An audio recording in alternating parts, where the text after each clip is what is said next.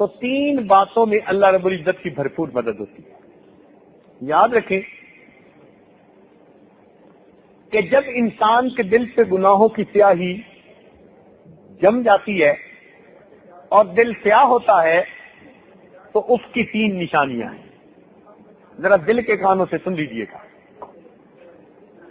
کہ جب انسان کے دل پر گناہوں کی ظلمت چھا جاتی ہے تو اس کی 3 علامتیں ہوتی ہیں۔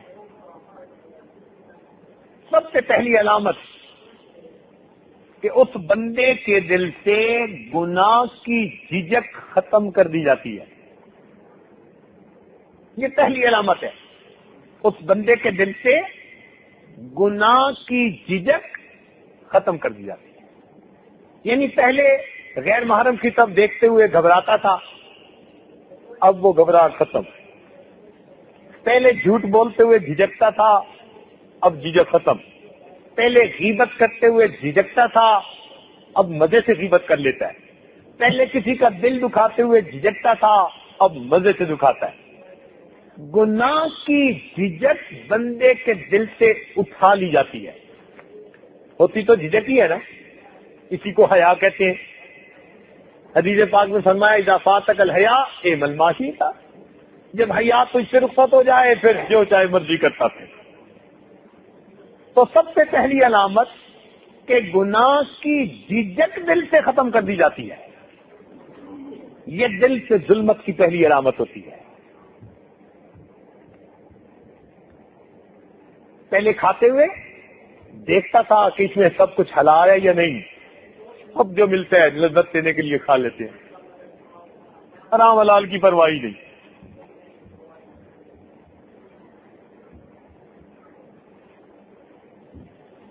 تو قلب کے ظلمت کی 3 علامتیں، جن میں سے پہلی علامت گناہ کی جھجک بندے کے دل سے ختم کر دی جاتی ہے، بے دھڑک گناہ کر لیتا ہے۔ دوسری علامت، اللہ تعالی اس کو دل سے نیکی کا شوق چھین لیتے ہیں۔ کیا مطلب؟ کبھی کبھی بندے کے دل میں ہوتا ہے نا، میں دوڑ دوڑ کے نیکی کروں، بھاگ بھاگ کے نیکی کروں، میں تہجد بھی پڑھ لوں، میں اشراق بھی پڑھ لوں، میں اوابین بھی پڑھ لوں، میں اس سنت پر بھی عمل کر لوں، اس پہ بھی عمل کر لوں، پابندی سے میں اس محفل میں بھی شریک ہو جاؤں۔ نہیں، انسان نیکی کر بھی لیتا ہے مگر دیکھا دکھائی، دل میں تڑپ اور چاہت کوئی نہیں ہوتی۔ پہنچ گئے کسی محفل میں تو پہنچ گئے، اگر نہیں گئے تو احساس ہی کوئی نہیں۔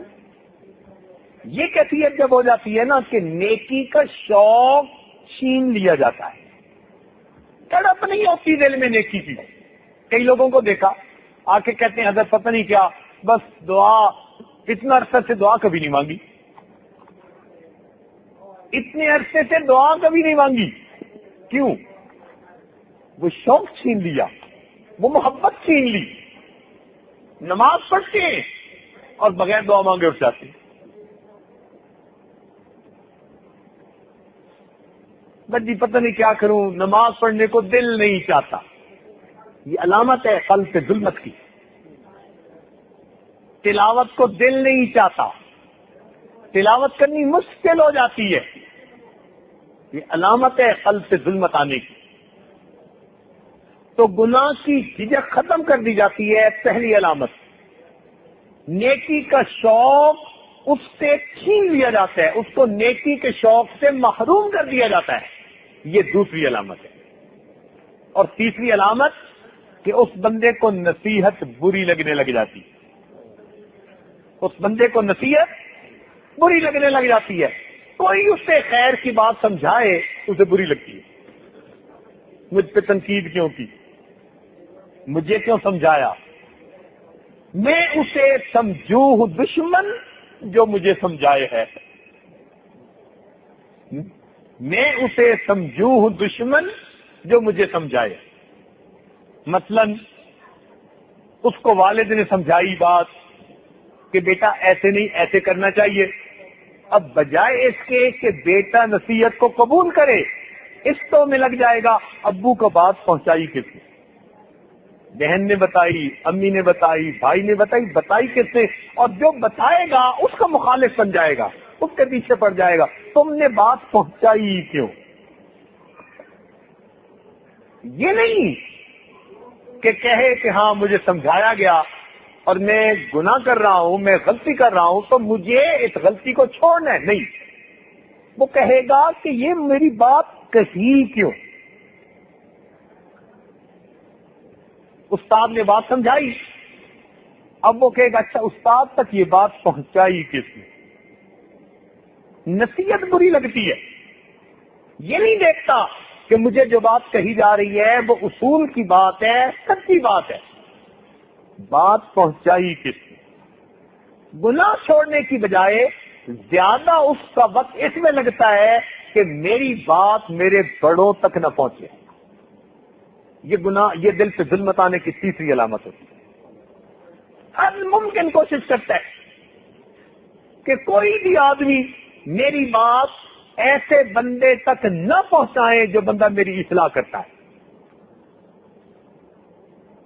بیوی کوئی خرابی کرتی ہے، اب اس کی کوشش یہ ہوگی میرے خاوند کو پتہ نہ چلنے پائے، بات یہ نہیں کہ بھائی اگر کسی نے خاوند کو کوئی بات پہنچائی اور خاوند نے سمجھایا تو میں باز آ جاؤں، نہیں، باز آنے کی طرف دھیان نہیں جاتا، اس طرف دھیان جاتا ہے کہ یہ بات پہنچائی کس نے۔